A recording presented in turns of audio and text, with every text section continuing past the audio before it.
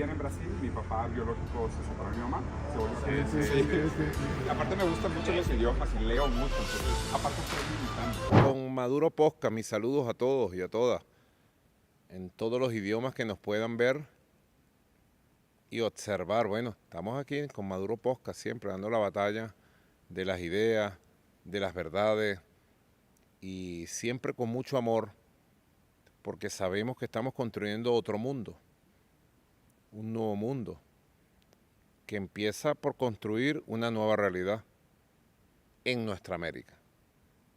Ese concepto hermoso que por primera vez lo pudimos leer en el gran Simón Rodríguez, el maestro del Libertador. Y luego fue una marca del apóstol José Martí, nuestra América.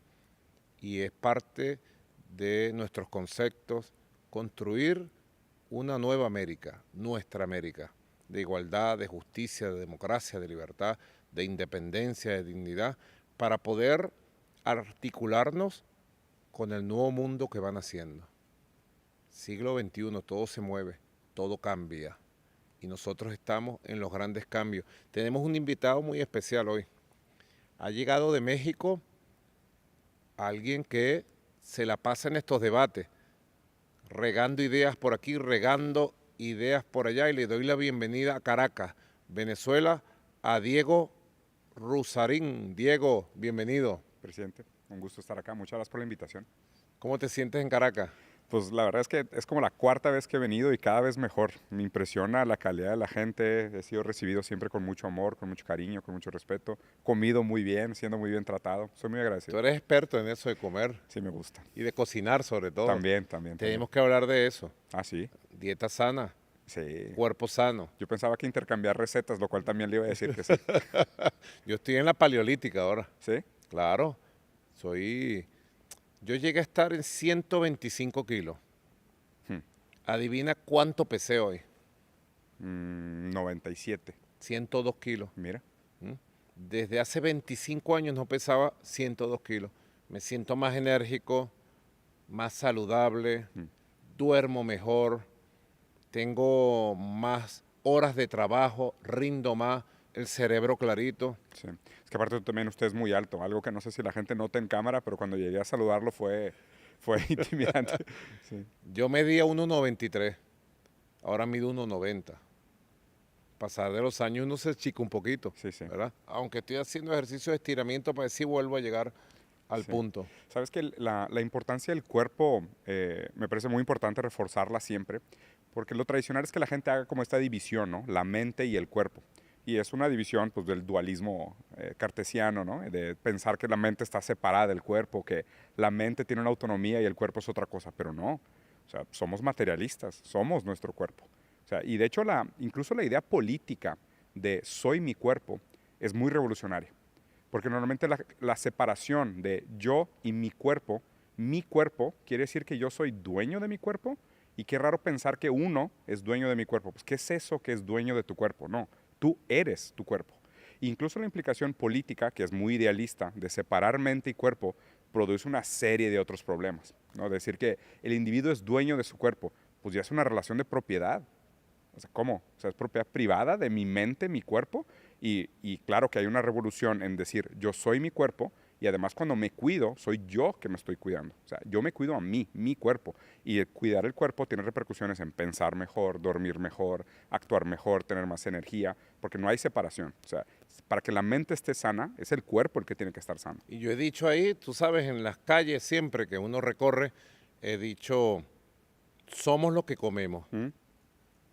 Es uno de los cuestionamientos más fuertes que hay que hacer al sistema capitalista de los últimos 100 años. Las comidas procesadas, ultraprocesadas, con aditivos que crean adicciones, Sí. que destruyen el corazón, el cerebro, que han multiplicado los casos de Alzheimer, de Parkinson, diabetes, tercio arterial, etcétera, todos los etcétera que les quieras poner, han destruido Sí. al Homo sapiens, que duró ¿cuánto tiempo? Millones de años en llegar a ser lo que somos. Somos lo que comemos. Y digo, cuerpo sano, mente sana, sociedad sana. Creo de verdad, Diego, que la construcción de una nueva civilización en el siglo XXI, de un nuevo mundo, pasa por muchas cosas nuevas, entre otros una cantidad de rectificaciones, Sí. de reingeniería en la forma que vivimos, lo que comemos, cómo dormimos, el tipo de ejercicio que hacemos, el relacionamiento social. Sí, digo, si me permite complementar la idea, me parece una de las críticas más pertinentes de nuestro momento histórico. Y esto reivindica de nuevo la importancia de los mercados y las economías planeadas en contra de los mercados libres, ¿no? Que esta es una pregunta muy antigua, que además la tenemos que volver a tomar, que es la ventaja que ejerce un mercado controlado y una economía planeada contra una economía libre y el mercado que se regula solo, ¿no? Porque donde el mercado se regula solo, existía la teoría, y ahora sabemos por hechos históricos que es mentira, pensábamos que era lo que iba a traer mejor beneficio para la humanidad, ¿no? Lo que realmente sucedió, y lo predice Marx muy bien en la crítica a la economía del capital, que produce no solo muchísima desigualdad, sino que poco a poco acaba produciendo otros múltiples problemas para la sociedad. El que mencionas de la alimentación me parece fundamental para empezarlo, porque afecta incluso los grupos más vulnerables, como los niños y los adultos mayores. Entonces, lo que pasa es de que la industria tiene libertad de regularse sola, y cuando se regula sola, la regulación siempre va en una sola dirección, maximizar la ganancia. Todo lo demás es secundario. Pero eso No obviamente importa lo demás, no importa lo no demás. importa la salud, lo que importa es la venta y la ganancia. Tal cual, el Y, que es- acumule. y eso se impuso, entonces vienen los expertos. Mira, ven acá, si tú le pones aquí tal amarillo, más gente le va a gustar. Si le pones tal cosita a la gaseosa, Sí. más gente lo va a tomar y van a sentir tal satisfacción que esa gaseosa no va a poder dejarla nunca en su vida. Y resulta que a los 40 ya, a los 50, la diabetes, hipertensión arterial, y ya como se está viendo a los 60, el Alzheimer, Sí. problemas de movilidad, graves problemas de sueño, insomnio. Entonces viene la pastillita, 10 gramos, 20, 30, y llega un momento que no alcanzas los gramos de las pastillitas para vivir una nueva civilización del bienestar, de la felicidad, llamo yo la civilización del amor, que no puede ser otra que el socialismo del siglo XXI. Tiene que ser una civilización que tenga nuevas y sanas costumbres para todo. Claro. Y por eso de nuevo reivindicamos la importancia de los mercados regulados.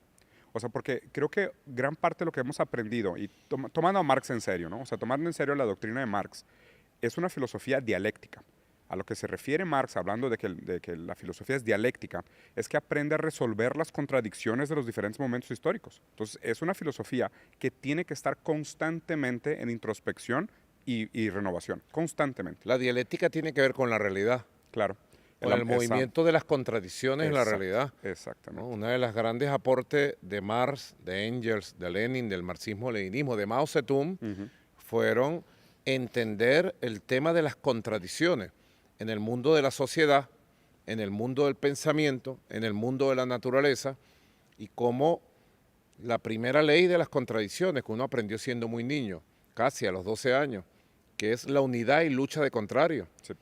Entonces la unidad y lucha de contrarios es, los contrarios están unidos y se repelen, y esa contradicción genera fuerza de desarrollo, y esa fuerza de desarrollo tiene que ver con la realidad. Sí. Por eso el marxismo no puede ser jamás lo que intentaron algunos en el mundo para matar ese marxismo, un dogma, una especie de guión único para el mundo, ¿no? El marxismo es el estudio de la realidad concreta, con soluciones concretas en base al entendimiento de la dialéctica, para que sea un conocimiento científico que surja de la realidad. Exactamente. Y por eso me parece tan importante volver a traer esto al debate, porque la gente equivocadamente trata de tener a Marx como un criptonormativista. Ya sé, qué palabra tan horrible, pero la idea de tener a Marx como un criptonormativista es decir, no, es que en algún lugar, porque la mayoría de la gente que habla de Marx nunca lo leyó, le tienen fobia a los libros, es lo más común, pero describen a Marx como, no, es que Marx describió cómo debería ser el comunismo y el socialismo. Por supuesto que no. Mentira. Marx era dialéctico y materialista. Marx entiende, justo como lo acabas de explicar, que la historia se mueve y el movimiento histórico de esas contradicciones es lo que produce nuevas formaciones. Y lo que estamos estamos viendo en China hoy, y por qué estoy contento de tener esta conversación contigo hoy, es que el momento histórico en el que estamos viviendo no tiene precedentes anteriores. O sea, nuestra responsabilidad es hacer un análisis de la realidad material concreta y ver cómo estas situaciones específicas de nuestra contemporaneidad producen y requieren acciones específicas. O sea, la nueva formación socioeconómica con orientación socialista que tiene China no se puede analizar desde una lectura criptonormativa de Marx. Se tiene que entender cómo las diferentes presiones y fuerzas políticas y materiales de su época lo producen como formación política y Yo les socioeconómica. decía a una delegación china, en China, algunas reuniones que tuve ya en septiembre. ¿Has ido a China? No, jamás. Tienes que ir. Es impresionante, de verdad. Sí. Yo voy a cumplir 20 años ahora en diciembre, que fui la primera vez a China. Mm. Eso fue en el año 2004. 20 años te puedo decir que China está 40 años adelante de todo Occidente.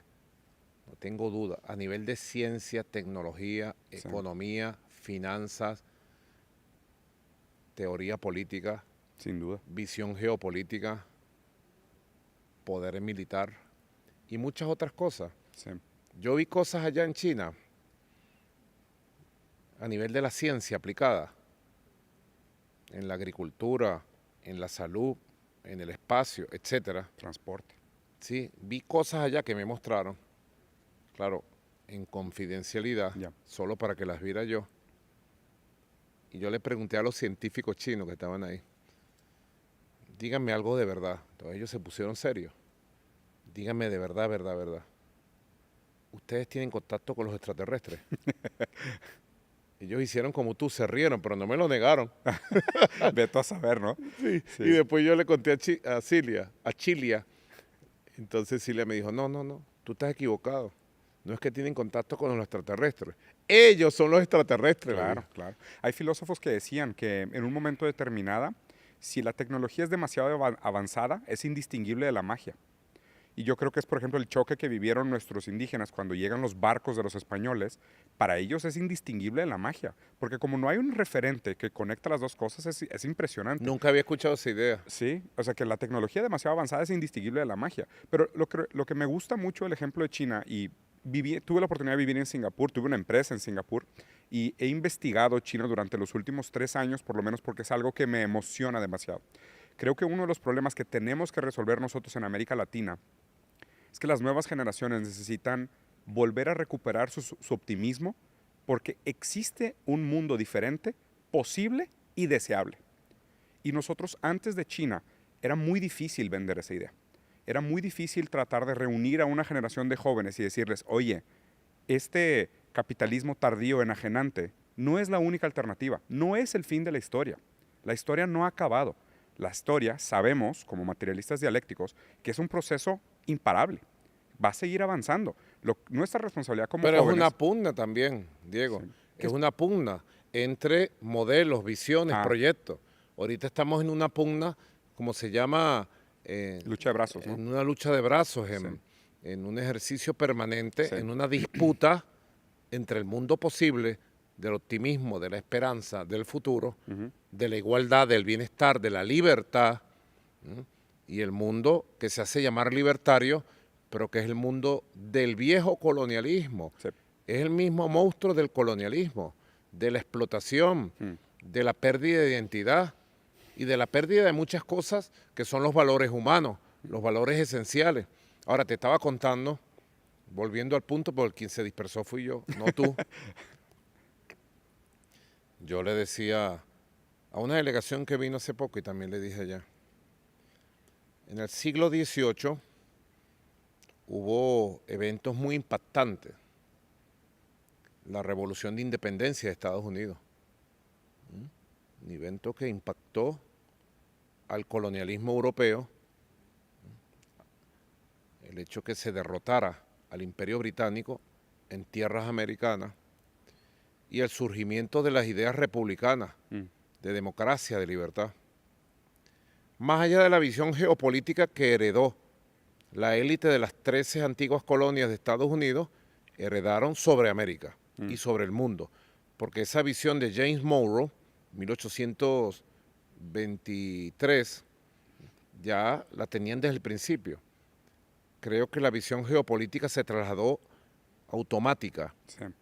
Y aunque había ideas de libertad, de democracia, de independencia, de soberanía, anticolonialistas, ahí persistió esa visión. Pero la revolución estadounidense tuvo un gran impacto en el mundo. Llegó a todas nuestras tierras. La revolución francesa, ni se diga. Sí, sí, sí, sí. Liberté, igualdad, fraternité. Impactó tanto que la primera revolución del siglo XIX en América fue igualdad, fraternité, liberté, nuestros hermanos jacobinos negros de Haití. Esas dos revoluciones tuvieron un gran impacto.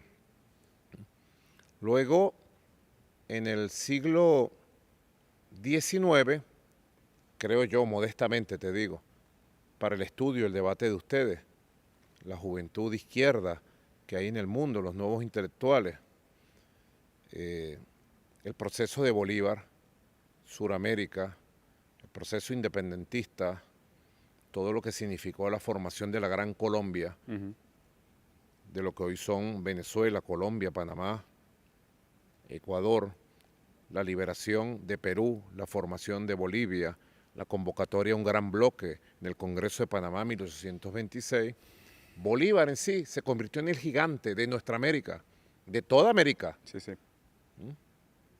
Y luego en ese siglo, cuando ya es traicionado el proyecto de Bolívar, físicamente desaparece Sucre, Bolívar, los libertadores, y su proyecto es traicionado y descuartizado, aunque su idea y su ejemplo queda, su mito histórico queda, surge en Europa Carlos Marx, Federico Engels, y hacen una gran revolución de las ideas, anticapitalistas. Tan es así que las ideas de Marx y Engels cambiaron el mundo. Sí. En el siglo XIX lo intentaron, la Comuna de París, la insurrección de Alemania, pero luego entonces viene el siglo XX, que tiene tres grandes revoluciones, así lo creo. Tiene grandes procesos históricos de resistencia, de lucha, unos más avanzados, otros menos, el siglo XX. Pero tiene tres grandes revoluciones. La primera, la revolución bolchevique del pueblo ruso y la fundación de la Unión Soviética. Sí. Y sin lugar a dudas, Vladimir Ilich Ulyanov, Lenin, y el surgimiento de lo que se llamó en el momento el leninismo, que no es otra cosa que el desarrollo concreto de la teoría de Marx y Engels en la realidad rusa y en la realidad de su momento, correcto, 1917. Luego, después de la Segunda Guerra Mundial, surge el otro hecho histórico formidable, la Revolución China, la fundación de la República Popular China, 1 de octubre de 1949, y el gran timonel, Mao Zedong, y el pensamiento de China. Y luego surge aquí en una isla pequeña, frente a los Estados Unidos, un gigante, Fidel Castro Ruz, como un ángel barbudo que llegó y con un ejército destrozó el dominio imperial y la revolución cubana y el impacto que tuvo en nuestra América y en el mundo. Sí. Fue la combinación de estas tres grandes revoluciones, Lenin, Mao, Fidel, todavía se siente en el siglo XXI. Y yo le decía esto porque le decía, bueno, ¿por qué el marxismo, el socialismo, la revolución socialista pudo pasar todas las pruebas en China? Y yo le decía a ellos, porque ustedes, con su cultura milenaria, su visión milenaria, pudieron unir sus orígenes, sus raíces, su visión histórica y adaptarla a una nueva metodología científica que es el marxismo. Sí. A nosotros nos pasó algo parecido, Diego, porque cuando se decía el fin de la historia ya, y prácticamente venía el ALCA para colonizar todo el continente, en Venezuela se levantó una bandera, la de Bolívar. 4 de febrero de 1992, irrumpió de una forma X. No juzguemos cómo irrumpió, solamente sepamos que irrumpió como tenía que irrumpir. El comandante Hugo Chávez y el Movimiento Bolivariano Revolucionario 200. reivindicando nuestras raíces históricas más profundas, libertarias, independentistas, que eso estaba y está en los genes del pueblo venezolano. Ya en el documento, te recomiendo, revísate el documento original Santa Fe I de Ronald Reagan, 1980, para que tú veas cómo allí los conservadores, los republicanos, definen al bolivarianismo como una de las amenazas, así lo definen, como una de las amenazas para la existencia de ellos, Claro. de lo que significa el capitalismo, el imperialismo, etcétera, etcétera. Y esas ideas, toda esa fuerza significaron el surgimiento de la primera revolución del siglo XXI, este siglo que está en marcha, que luego de ser una revolución bolivariana, democrática, constitucional, tomó el camino del socialismo también, con un pensamiento muy creador como el del comandante Chávez, que sigue teniendo un gran impacto en el mundo actual. ¿Qué piensas tú de todo esto? Y son demasiados temas. Estaba justo pensando todo lo que quisiera tocar. Primero, lo que mencionas de la fragmentación de Latinoamérica y de alguna manera nosotros sufriendo esta como balcanización y la importancia de volver a recobrar estos valores de la gran América unida, ¿no? Para nosotros. No la América para los americanos, sino nuestra América. Sobre todo una América hispanohablante. O sea, y incluyo el portugués en esto, digo, yo como brasileño, y lo he tratado activamente de hacer, que tal vez la gente no sepa, pero entre el portugués y el español existe un 99% de compatibilidad. O sea, los lusoparlantes y los hispanohablantes nos entendemos perfecto. Son de los pocos idiomas que comparten los tiempos verbales, las estructuras gramaticales y demás. Entonces, tenemos demasiado en común, ¿no? No hay por qué separarnos. Y además es importante saber que si no nos unimos como bloque latinoamericano, somos muy débiles en el juego geopolítico internacional. Y de hecho, esto ejemplifica perfectamente por qué Estados Unidos no puede permitir que Argentina se una a este movimiento. Correcto. Argentina es un lugar geopolíticamente fundamental, sobre todo por los cuerpos de agua, y sabemos que el próximo siglo va a ser un siglo naval, sin duda va a ser un siglo naval. China lo sabe muy bien, Estados Unidos lo sabe muy bien, y para nosotros como latinoamericanos, tener una integración territorial y de los cuerpos acuíferos, principalmente de los ríos, implica que Brasil y Argentina logren llegar a un acuerdo. Entonces, el hecho de que ahorita Argentina esté siendo instrumentalizada por los intereses geopolíticos americanos es que ellos tienen conciencia del peligro que representa una unificación latinoamericana. Entonces, ahí estoy completamente de acuerdo contigo. Además, es importante que la gente recuerde que los procesos revolucionarios son de décadas y siglos. O sea, no son cosas que pasan de la noche a la mañana. Obviamente, la cantidad de resistencia que esto es lo interesante de leer a Marx, ¿no?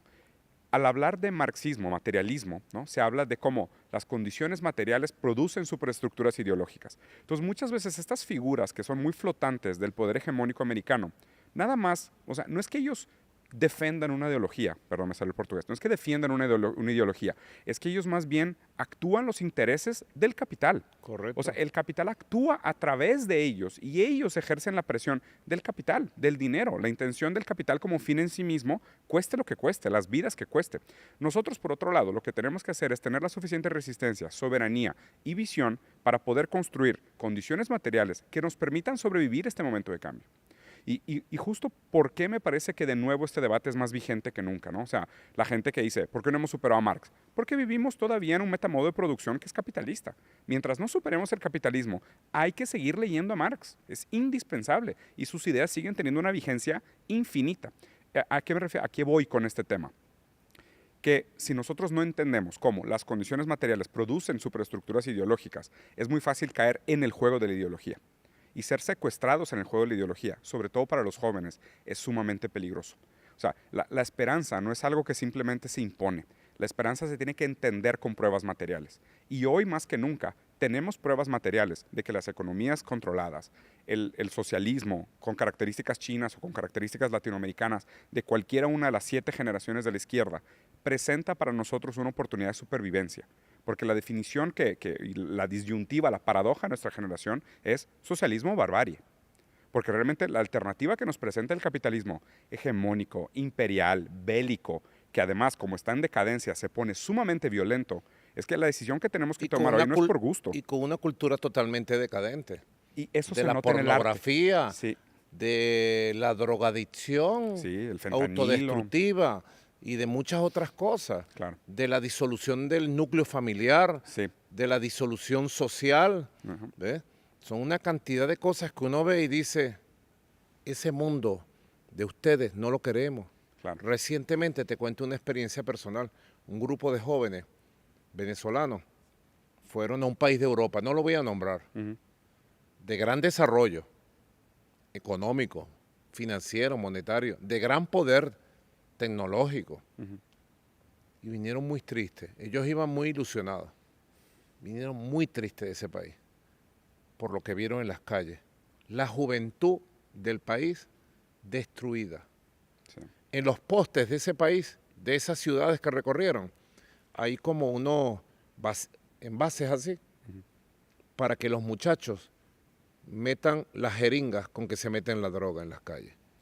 Y entonces cada vez hay más zonas de tolerancia para el consumo de las drogas, muchachos en las calles temblando, enloquecidos. Sí. Y entonces están atrayendo migración de América Latina y de África, porque ya su juventud o no se ha formado o se ha autodestruido. Sí. Entonces yo digo, destrucción de la juventud, autodestrucción, destrucción de la familia, los valores de la familia, los valores del amor, los valores de las ganas de vivir, del derecho a la vida.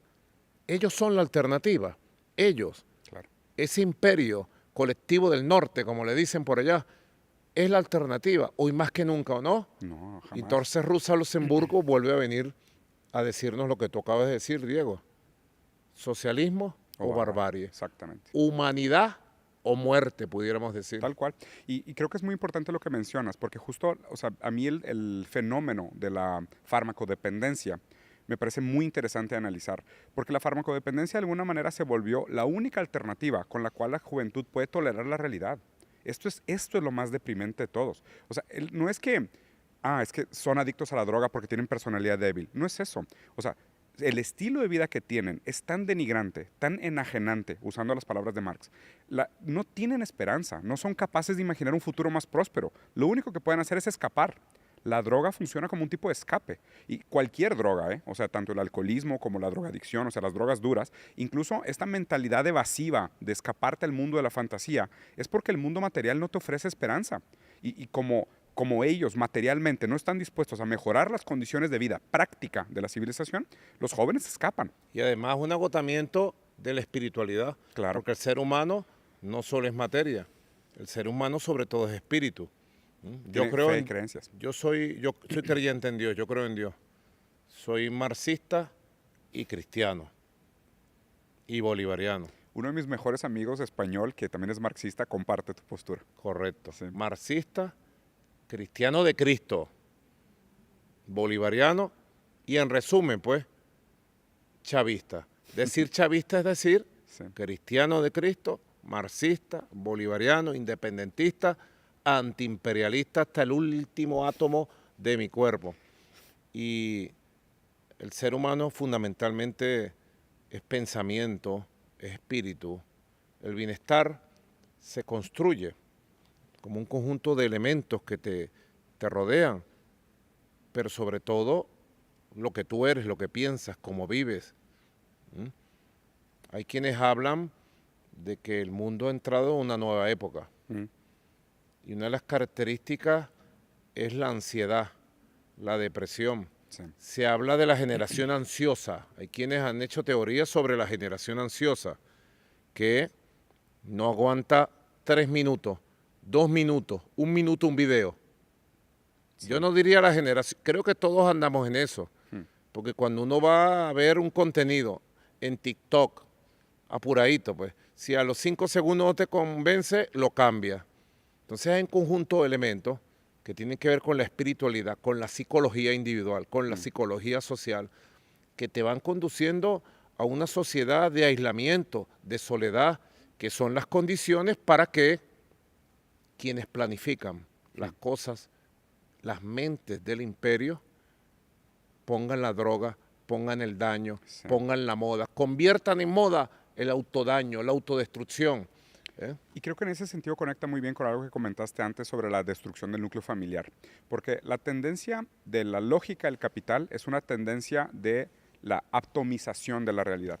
O sea, es pasar de cualquier cosa que tenga un entendimiento colectivo del individuo a pasar a un entendimiento profundamente fragmentado e individual de la persona, ¿no? Del individuo soberano, yo independiente, yo, iPhone, o sea, todo es yo, el narcisismo total, ¿no? Un algoritmo que solo te habla a ti, que solo te da lo que tú quieres, que te vuelve una persona ensimismada, ¿no? Antipática, antisocial, desconectada de la realidad. Y creo que el trabajo de la izquierda es ir hacia la otra dirección, ¿no? La izquierda es que yo, mi familia, mi estado, mi ciudad, mi país, mi soberanía, mi Mi continente, comunidad, mi comunidad, mi mundo. O sea, mi es, cultura, mi identidad. claro, yo como resultado de una serie de factores que me anteceden. El idioma que yo hablo son con palabras prestadas. Mi idea sobre mí me la da la mirada del otro, ¿no? Y aquí es algo, digo, Marx fue alumno de Hegel. Hegel tiene probablemente uno de mis conceptos favoritos de la filosofía, que es la dialéctica del amo y el esclavo, que habla de cómo nosotros nos constituimos como individuos. La idea que yo tengo de mí tiene que ver con la manera en cómo los otros me miran. Si yo cuento un chiste y nadie se ríe, pues yo no soy chistoso, ¿no? O sea, si tú quieres ser doctor, tú necesitas que alguien te diga que eres doctor. O sea, nosotros somos seres cuya identidad depende de una mirada ajena. ¿Pero eso qué significa? ¿Cómo puedo luchar yo por mi libertad? Luchando por la libertad del otro. Porque si el otro no es libre, su reconocimiento no me significa nada. Si yo llego a mi casa y obligo a mi esposa a que me diga te amo, el te amo no significa nada. Las palabras significan cuando el otro también es libre. Luchar por la independencia propia es luchar por la independencia del otro. Entonces, en ese sentido, nosotros tenemos que luchar en contra del individualismo. Tenemos que luchar siempre por la libertad de los más débiles, por la expresión de los que no tienen voz, por el bienestar y los recursos de los que no lo tienen. O sea, siempre pensar hacia la dirección de la colectividad en contra del individualismo sistemático. Y el problema es que esa lucha la hemos perdido sistemáticamente desde hace años, ¿no? Margaret Thatcher famosamente dijo no solo there is no alternative, Tina, no hay alternativa, pero también dijo no existe la sociedad, solo existen los individuos y sus ambiciones, ¿no? Cuando al contrario, ¿quién soy yo sin un pueblo? El ser humano es ser humano, En el pueblo. pienso yo, si socialmente se realiza, si tiene un núcleo familiar donde crece y luego donde construye. Y si tiene una comunidad, sobre todo el tipo de sociedad que tenemos. Es imposible entender el mundo actual sin comunidad, sin entorno social. El ser humano, la esencia del ser humano es su carácter social. Sin duda. Y es lo que nosotros reivindicamos como proyecto de país, como proyecto y modelo de sociedad, construyendo desde nuestras bases históricas. Mira, te voy a hacer algunas preguntas.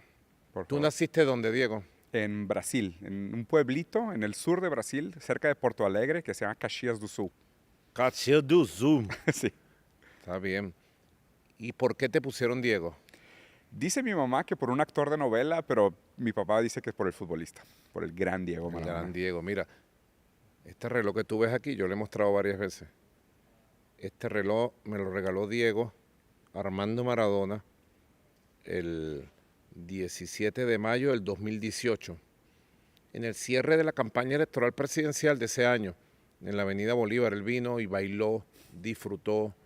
Son famosas sus imágenes, bailando con una bandera de Venezuela, y me dijo, se lo quitó. Me dijo, Nicolás, toma este reloj que me ha acompañado de mi colección para que yo siempre esté a tu lado. Y cuando me lo pongo, él me acompaña. Por eso me llama tanto la atención que te hayan puesto el nombre. Siendo brasileño, aparte. Siendo brasileiro, Sí. además.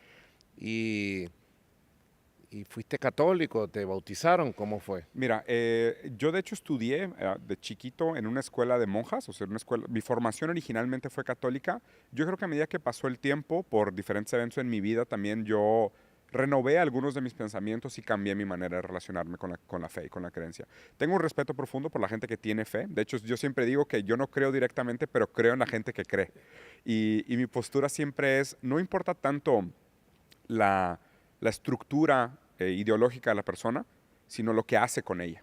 Correcto. ¿No? Porque yo prefiero una persona que tenga una fe que es distinta a la mía, pero que ejerce buenos actos en el mundo, a una persona que use la fe como postureo moral para actuar como una terrible persona. Es lo que dice la Biblia, el buen samaritano. Claro. ¿Ves? El que a pesar de no creer, Hace. hace. Y haciendo cree, porque José Martí decía, la mejor forma de decir es hacer. Hay mucha gente hipócrita en el mundo. Claro. La hipocresía es de derecha. Sí, bueno, es que justo te iba a decir, esta frase de Martí es igual que la frase de Marx. Marx dice, no es la conciencia del humano lo que determina su ser social, es su ser social lo que determina su conciencia. Correcto. O sea, la conciencia se desarrolla con el acto. O sea, si tú todos los días estás compartiendo videitos de quiero salvar el medio ambiente, pero no recoges la basura y no plantas en tu casa, tu postureo ideológico no sirve de nada. Esa es la derecha, tal cual. Mira, Diego, o muchos fascistas Hmm. que hemos conocido que tienen en su, ¿cómo que llama? En su estado, el tiempo de Dios es perfecto, Dios guía mis caminos, Sí. pero todos sus mensajes son, vamos a matar a los chavistas, acabemos a los chavistas, vamos a exterminarlos. Nosotros hemos vivido aquí en los tiempos del odio, Claro. hemos superado los tiempos del odio, aunque ellos insisten en sembrar el fascismo otra vez en Venezuela, a través de lo que yo llamo en Venezuela los apellidos, las oligarquías, la gente que cree que tiene la sangre azul y que esta tierra le pertenece a ellos. Un poco el modelo parecido a lo que han impuesto en Brasil con Bolsonaro en su tiempo, con Milei, En Argentina. ahora en Argentina. Yo digo que estos proyectos, Diego, no sé qué has pensado tú de este tema, los Milei, los Bolsonaro, Uribe, Iván Duque aquí en Colombia, Cas. ¿sí? Los apellidos de aquí, los CACs de México, son constructos del sionismo y de los sectores más recalcitrantes del poder de los Estados Unidos, para decirlo de alguna manera, que como gobiernan y dirigen las redes sociales, ahora no hace falta hacer encuestas para saber el estado de opinión. Sí. Ahora con equipos sofisticados de altos niveles hacen lo que llaman los big data y van construyendo. Bolsonaro le decían el capitancito de una manera despectiva y tenía 2 puntos, 3 puntos en las encuestas formales y lo construyeron, lo llevaron. Llegó al poder a destruir Brasil, a entregar, convirtió a Brasil en una colonia. Sí. Milei ni se diga. Netanyahu, un detalle que poca gente nota, yo se lo digo mucho a mis amigos de Brasil cuando vienen o cuando he ido a Brasil. Netanyahu se instaló una semana en Brasil cuando fue la toma de posesión del juramento de Bolsonaro y prácticamente como que habían conquistado el Brasil. Lo mismo Milei. Milei ha llegado con una motosierra para cortar el cuello y las manos al pueblo de Argentina. Inclusive a niveles nunca antes vistos, de entreguismo del territorio, entregar el territorio para bases militares estadounidenses. Yo creo que ni las peores dictaduras de Videla se atrevieron. Quitarle todos los derechos a la cultura, acabar con la ciencia y tecnología de avanzada Argentina, acabar con el sistema educativo, con el sistema de transporte, acabar con el sistema de seguridad social. De verdad, son constructos que yo he venido llamando de un nuevo colonialismo, aunque la palabra nuevo siempre quedaría mal conjugada allí, de un colonialismo horroroso del siglo XXI. Por eso estamos en pugna, estamos en disputa, o ellos, los Milei, Sí, o nosotros. o nosotros, Sí, los sí, humanistas, los que queremos un futuro distinto, de optimismo, de esperanza. ¿Qué has reflexionado tú sobre este tema? Sí, digo, la verdad es que cada uno de ellos da para un gran paréntesis, pero específicamente el tema de Milei me parece muy interesante porque, digo, no sé si viste la votación hoy en la mañana frente a los derechos de Palestina en la ONU. Por primera vez, Argentina votó en contra de los derechos de Palestina. Una en la vergüenza. ONU. Una vergüenza histórica. Una vergüenza absoluta. Sí, una Porque vergüenza Milei histórica. se ha convertido y quedará para la historia en el gran cómplice del genocidio contra el pueblo palestino. Eso quedará escrito. Javier Milei, genocida, quedará escrito para la historia de la historia de la historia, y las generaciones futuras en Argentina y en el mundo recordarán a Javier Milei, cobarde, genocida. Sí, estoy completamente de acuerdo con la postulación. A mí también me parece muy vergonzoso, incluso como latinoamericanos, entendiendo que el pueblo de Palestina está viviendo hoy en lo que sería equivalente a un campo de concentración, siendo colonizados por Israel, y además nosotros que también fuimos víctimas del colonialismo, o sea, no estar a favor de los derechos, de la libertad, del territorio del pueblo palestino es una aberración. O sea, de verdad me parece algo sumamente repugnante. Pero hablando también de la manera en cómo decías, ¿no? Que existen estas grandes familias, esta como oligarquía que resiste y quiere regresar a los intereses de la derecha. Este es el movimiento natural del capital. O sea, siempre llegan con la promesa de crecimiento financiero y desarrollo del GDP, lo cual no necesariamente se ve reflejado en el bienestar de la base de la pirámide de los trabajadores, pero a cambio de la prostitución del país, de la pérdida de soberanía. Entonces, lo que nosotros tenemos que entender también es la importancia de la reconstitución de los valores de soberanía nacional para resistirnos a este constante proceso de fragmentación, de balcanización, que es lo que tú dices, de este neocolonialismo, que es un colonialismo financiero, pero también tiene un componente digital. Y de Argentina me parece fundamental y inolvidable, lo tenemos que recordar y lo tenemos que reflexionar, el rol que juegan las redes sociales, tanto en el ascenso de Milei como en el ascenso de Bolsonaro. Y muchas de esas figuras de la derecha capitalizan en el hecho de que nosotros en la izquierda no hemos hecho un buen trabajo en el mundo digital. Esa guerra la empezamos perdiéndola, pero todavía tenemos tiempo de recuperar ese territorio. ¿Cómo ha sido para ti este proceso, sobre todo el de redes sociales? Porque obviamente son medios hegemónicos, las plataformas son americanas y obviamente ellos tienen trillones de dólares para luchar una guerra de propaganda. O sea, ¿cómo se hace la resistencia desde aquí? Bueno, creo que dado una buena batalla, pero todavía falta mucho. Sí. Con creatividad, innovación, entendiendo el cambio de época. Nosotros decimos que hay una nueva época de transición. Y uno de los elementos fundamentales de las nuevas épocas es precisamente el cambio tecnológico y el cambio comunicacional. Las redes sociales se hicieron hegemónicas en todas nuestras sociedades, absolutamente hegemónicas. Casi nadie ve televisión, nadie lee prensa escrita y solo algunos escuchan radio. Ignacio Ramonet. Discúlpame, ¿es el con el que grabaste un podcast también? Sí. Ah, claro, sí. Ramonet, él habla de 5 momentos comunicacionales. El primer momento comunicacional del Homo sapiens, o sea, de nosotros, fue cuando empezó a hablar y pasó de la seña a la palabra hablada. ¿En cuántas lenguas? Cientos, 200, 500 en el mundo.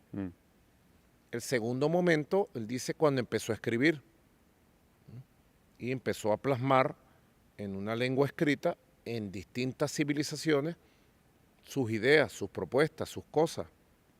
El tercer momento, él dice, es la llegada de la imprenta, la impresión en papel y la posibilidad de reproducir comunicados, libros, periódicos. El cuarto momento, él dice, es una etapa ahí del siglo XX.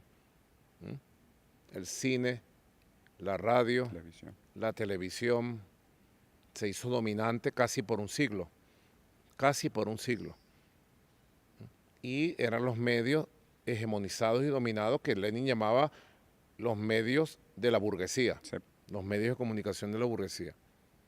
Eran medios fundamentalmente, en lo fundamental, de carácter nacional, regulado por leyes nacionales, hasta que llegó el sistema de cables, y el sistema de cables metió televisoras en todos los países, pero de todas maneras reguladas por la ley.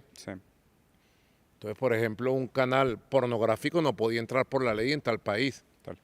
O un canal que promoviera la guerra, o un canal racista. Hasta que, como dice Juan Gabriel, hasta que te conocí. Hasta que llegaron las redes sociales. Y las redes sociales inundaron el mundo.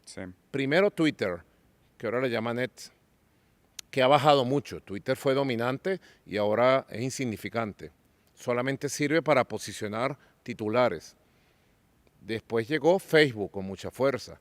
Casi inmediatamente llegó Instagram, que tiene el mismo dueño. Meta. Combinadito. Por debajo llegó WhatsApp como gran medio de comunicación de todo el mundo. Que también es de Meta. Y luego TikTok entró por aquí, entró por allá. Entonces esas redes se hicieron dominantes. Y además son universales. No son reguladas por nada ni por nadie. Solo por los intereses del capital. Solo por sus propios intereses personales, sus intereses económico. Sí, que ahí hay dos cosas que son interesantes ¿Quieres mencionar. un café, Diego? Yo estoy bien, si usted quiere uno. Un cafecito para mí, pues. Sí. Hay algo muy, muy interesante de este tema de la guerra mediática, porque por detrás de esto está la teoría de Chomsky, que es sobre la manufactura del consentimiento, que es cómo los intereses del capital filtran de manera suave lo que está o no está en los medios, ¿no? Entonces ya no es la antigua idea de la censura, ¿no? De decir, esto no se puede mostrar, entonces lo van a censurar. Ahora más bien es un tema como, mira, si no es patrocinable, no lo quiero. Y eso es un filtro sutil del capital. Entonces, cualquier cosa que eventualmente pudiera ser una oposición o resistencia contra la lógica del capital, naturalmente no va a perseverar en redes sociales. Y lo otro que me parece interesante de lo que mencionas es justo el riesgo de cada uno de estos cambios de paradigmas de comunicación. Porque decían que Nixon perdía todos los debates en la radio, pero ganaba todos los debates en la tele. Entonces lo que pasa también es que cuando hay un cambio de paradigma mediático, las diferentes figuras públicas y los tipos de discurso se benefician o se ven dañados por ese cambio de paradigma. Entonces, por ejemplo, la primera persona que vio un póster del tío Sam apuntándoles con el dedo diciendo I want you, se impresionó con la cara del tío Sam, porque nunca había visto un póster. La primera vez que pasaron la película Guerra de los Mundos en la radio, la gente llenó los teléfonos de emergencia pensando que la guerra contra los aliens era real, porque nunca habían escuchado una película por la radio, ¿no? Nosotros nos pasó en nuestra generación las noticias falsas. La gente de repente recibe una noticia que se ve idéntica a una noticia real, con inteligencia artificial, simulación de voz, con videos manufacturados y fotos modificadas. No están listos para ese cambio generacional. Entonces nosotros con redes sociales, ese es el problema. Llega esta tecnología nueva y esta tecnología nueva no nos agarra, o sea, nos agarra completamente en curva. No sabemos cómo reaccionar a ella. Correcto, mira, se me regó el café aquí, con tu Sí. permiso, ¿eh? No, así son los podcasts, presidente. Sí, porque me chocó con el micrófono cuando iba Sí. a... Muy interesante, pero no te contesté a la pregunta, ¿te diste cuenta? Te apliqué una técnica para no contestar, Sí, sí, me di cuenta. pero sí quiero contestar. Por favor. Con tu permiso, porque ya sequé un poquito aquí el café. ¿No te gusta el café? Sí, pero ya me tomé dos. Si me tomo uno más y a esta hora me da taquicardia y no duermo. Ah, Sí, sí, viste, sí. la salud. Sí, claro. Uno es lo que come. Hay que cuidarse. Hay que autolimitarse. también. Comida sana, cuerpo sano, mente sana, sociedad sana. Sí. Nosotros estamos haciendo bastantes cosas. Ahorita estamos construyendo un sistema que se llama redes, calles, medios y paredes.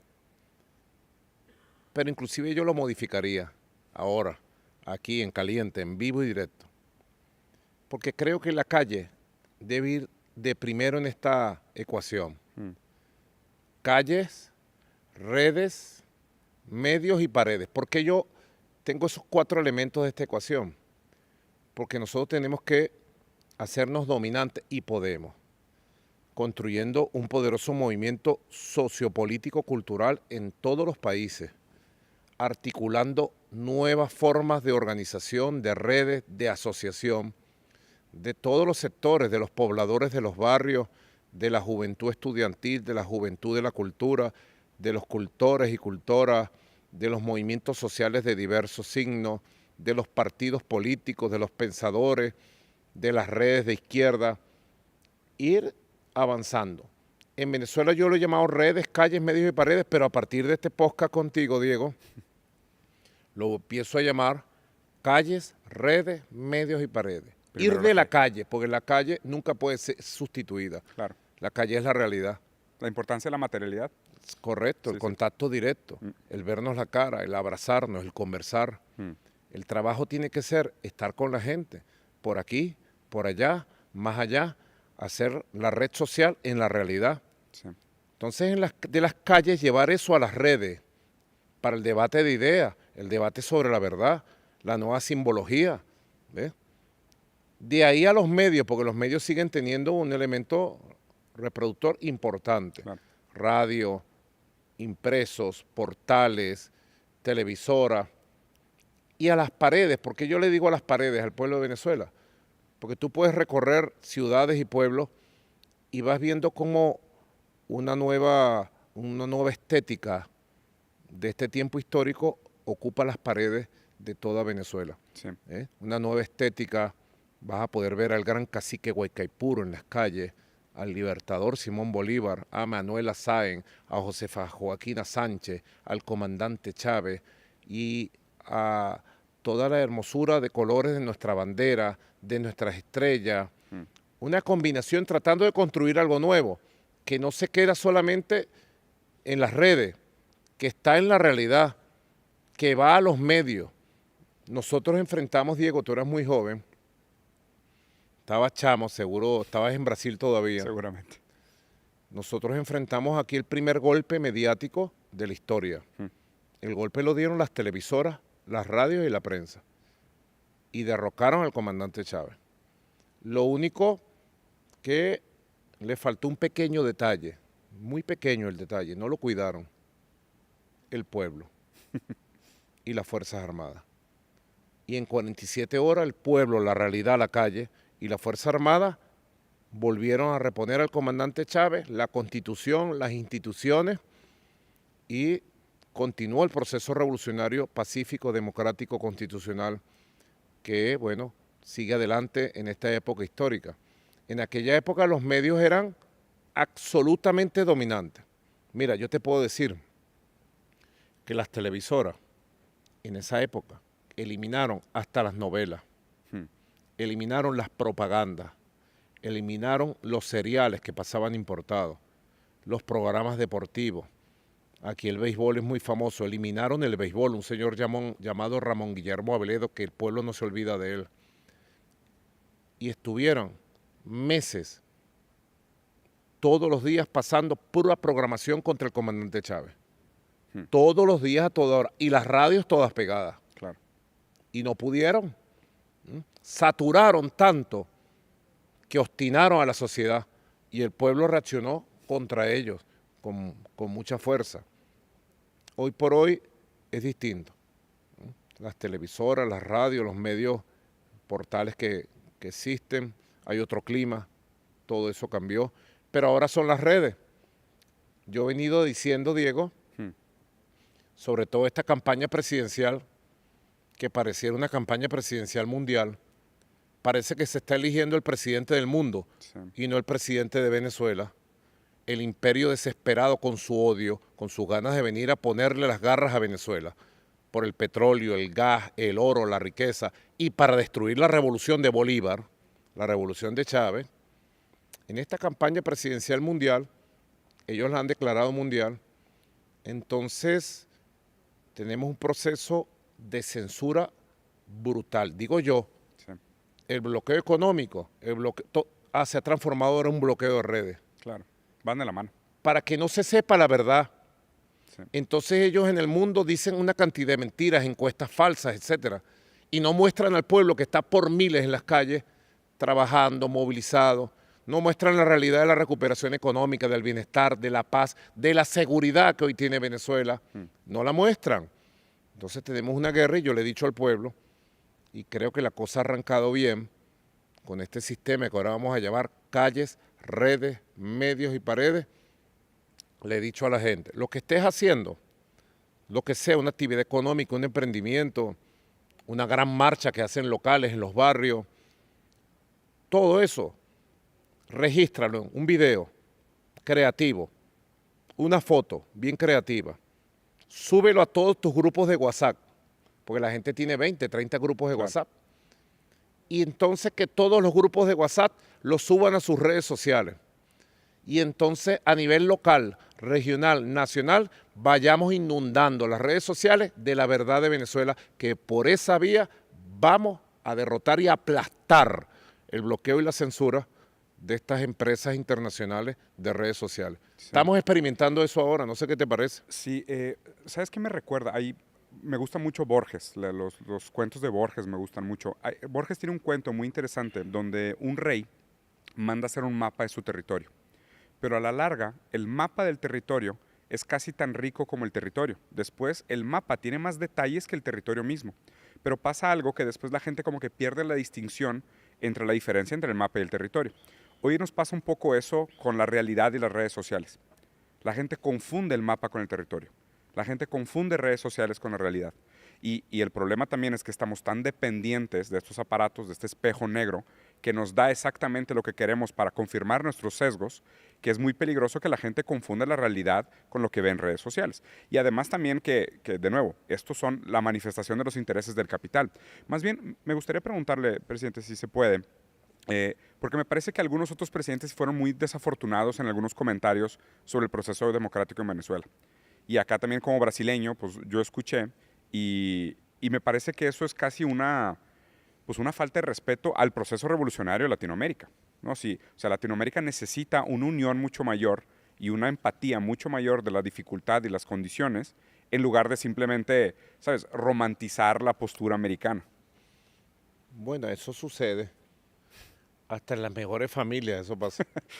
Nosotros priorizamos por la Unión de América Latina y el Caribe, Sí, en el marco de la Comunidad de Estados Latinoamericanos y Caribeños. Es la creación de la primera primavera independentista del nuestra siglo primavera. XXI. Sí, Sí, que fue la primavera encabezada por el comandante Chávez claro. y por muchos otros compañeros valientes, valiosos, con procesos inéditos, auténticos.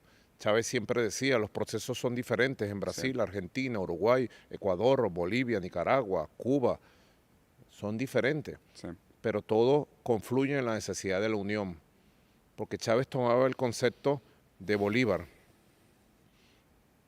que era mucho más allá de integración, porque se habla mucho de integración y es un concepto bonito. Yo lo hablaba con Petro en estos días que me visitó, lo hablaba con Lula en San Vicente y las Granadinas, cuando la reunión de la CELAC. La integración es juntar partes que están separadas, sí. pero siguen separadas. Bolívar hablaba de la unión, Patria grande. para un poderoso bloque. Él hablaba de una unión de repúblicas, Sí, 100 años antes que se formara la Unión de Repúblicas Socialistas Soviéticas. Era un concepto de Bolívar. ¿Ustedes lo sabían? Tú no lo sabías. Que Bolívar hablaba de una unión de repúblicas como poderoso bloque. Y habló de una confederación de repúblicas. Fue el proyecto que él llevó al Congreso de Panamá en 1826. Tenemos pendiente en junio de 1826 ir a Panamá para celebrar los 200 años del Congreso. Pero pudo más la intriga del lobby imperial, ya preimperial de Estados Unidos, que la fuerza unitaria sí, que llegó Bolívar. Así que nuestra prioridad es la unión. claro. De todas maneras, te hago una invitación en público. Prepárate todas las preguntas que tú traes, para que me las hagas en mi programa con Maduro más el lunes. Acepto. Acepto. Sí, porque digo, la verdad es que tenía muchas preguntas y hasta me siento humildemente demasiado bien tratado por el hecho de que usted me esté cuestionando a mí. Y la verdad lo disfruto demasiado, pero también me quedo con muchas ganas de preguntarle. Bueno, prepárate todas las preguntas Vale. y nos lanzamos un ping-pong, ping pum pan, como digo yo. Ahora, me interesa, antes de terminar este primer podcast, tenemos que hacer varios, Perfecto. ese tema, ¿desde cuándo tú eres un hombre de izquierda? ¿Cómo te conseguiste con la izquierda, con Marx? Sí. Es un tema muy duro, aparte muy personal. Mi primer hijo, Paulo, tiene hoy 11 años de edad. Él nació, Paulo. Nació en San Paulo, en la avenida Paulista, en el Hospital Paulistano. Entonces se tenía que llamar Paulo. Fue un periodo donde yo me regresé a vivir a Brasil con mi esposa, mexicana, como te comenté. Paulo nace en Brasil. Y Paulo a los 2 años de edad es diagnosticado con una enfermedad genética, crónica y neurodegenerativa. Y para nosotros fue una revolución Muy fuerte. de profunda empatía, porque yo sinceramente, y reconozco abiertamente, yo antes, en mi vida anterior a Paulo, era pues un cerdito capitalista. O sea, yo trabajaba en grandes empresas, tuve muchos privilegios, tuve una educación burguesa, o sea, yo era hijo de propaganda, o sea, nunca me vi en la necesidad de cuestionarme. Y el nacimiento de mi hijo fue una experiencia, y voy a usar la palabra con toda la conciencia de la palabra, fue una experiencia profundamente humillante. Pero no lo digo con una connotación negativa. A mí me parece que las experiencias humillantes nos hacen humildes. Y recuperar esa humildad es algo por lo cual yo voy a estar eternamente grato a lo que mi hijo me dio. Mi hijo me acercó a Marx porque por él tuve que imaginar el mundo desde la falta de privilegios. Y tener que verlo y la manera en cómo el mundo lo topaba por todos lados y la lógica del capital reduce el humano a capital humano, porque el humano en el capital solo es lo que puede producir. Si el humano no produce capital, el humano no vale nada para el capital. Entonces yo tuve un hijo que vi que no valía nada para el capital Y en ese momento no entendía. Y como padre, el compromiso es infinito de dar la vida por ellos. Yo me di cuenta que tenía que, como no lo puedo cambiar a él, porque su genética es determinante en su condición, pues tengo que cambiar el mundo. No tengo alternativa. O sea, mi lucha es una extensión del amor infinito que tengo por mi hijo. Y te contraste con la única fuerza que puede cambiar el mundo. Exactamente. Las fuerzas de la izquierda. De la revolución. De la revolución. Te lo voy a decir el lunes. Queda pendiente que me expliques las 7 generaciones de la izquierda. Y yo te explico las 5 generaciones de la revolución bolivariana. Ah, mira. Vamos a ver qué hay de encuentros ahí 7 y 5. Vale, perfecto. Bueno, nos vemos entonces el lunes. Confirmado. Gracias, Diego. No, hombre, a usted, presidente. Quedan muchas cosas por hablar. Seguro. Se me quedaron en el tintero muchas preguntas.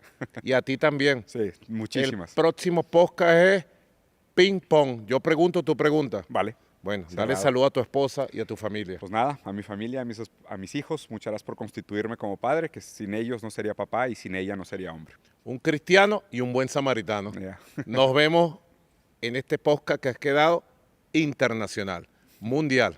Gracias. Gracias.